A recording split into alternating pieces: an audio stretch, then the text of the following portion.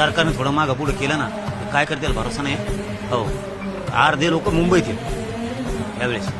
आणि जर एखाद्या पोराला काठी जरी लागली आणि चापट जरी मुंबईत लागली तर मुंबई आणि नाशिक पूर्ण मार्ग 2 कोटी लोक आडवे बसणार. रेल्वेपासून सगळं भाजी नाही, पाला नाही, दूध नाही, अख्ख्या मुंबईला बाजूने घेरावा पाडणार. शांततेत एकही दगड आणणार नाही पोरं. पण कोटीनं लोक ज्यावेळेस रेल्वेवर उडावं आणि हायवेवरती बसणार त्यावेळेस मुंबईत भाजी जाणार नाही, धान्य जाणार नाही, दूध जाणार नाही, गाडी जाणार नाही, रेल्वे नाही, सगळं बंद होणार. जाऊ तुमच्या आंदोलनाच्या पहिल्या दिवसापासून मी तुम्हाला बघतो.